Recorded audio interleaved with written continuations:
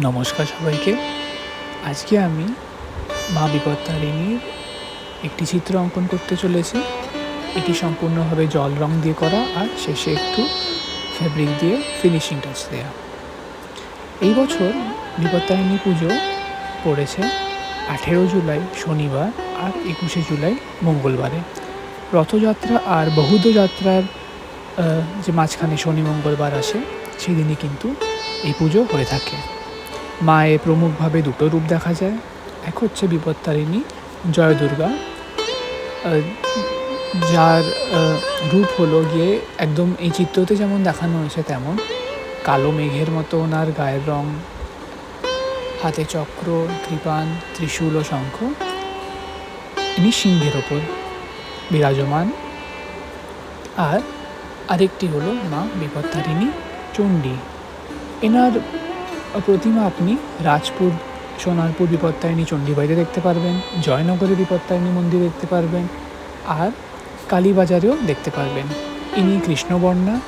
এনার ডান হাতে অভয়া এবং বরদা আর বাঁ হাতে খড়গ এবং ত্রিশূল।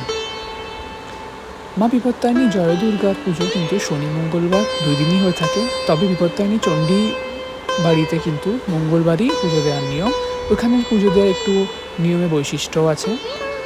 অনেকে পুজোর পর 13 রকম 13টা লুচি খায়, আর মাকে পুজোতে 13 রকম ফল, 13 রকম মিষ্টি, 13টি পান সুপারি দিয়ে থাকে, আর দিয়ে থাকে হচ্ছে ডুরি, 13টি গিট্টিযুক্ত 13টি দুর্বা যুক্ত ডুরি, যেটা পুরুষেরা পরেন নিজের দক্ষিণ হস্তে আর স্ত্রীরা নিজের বাম হস্তে ধারণ করেন।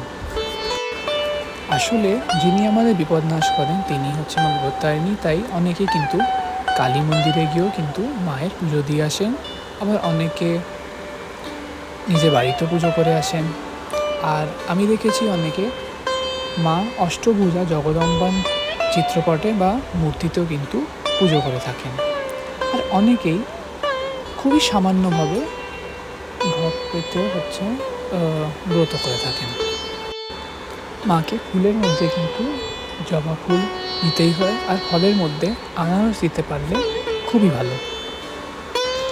এদিন ব্রতীরা সম্পূর্ণভাবে নিরামিষ আহার করেন। অনেকে পুজোর পর 13টি লুচি খান, আবার অনেকে ফলাহার করে থাকেন। আবার কুলাচার বশত অনেকের বাড়িতে অন্নভোগও হয়ে থাকে। মা বিপত্তারিণী আপনাদের সকলের বিপদ নাশ করুন। আর আমার এই ভিডিওটি দেখার জন্য আপনাদের অনেক অনেক ধন্যবাদ। আপনাদের আগামী সময় খুব সুন্দর কাটুক।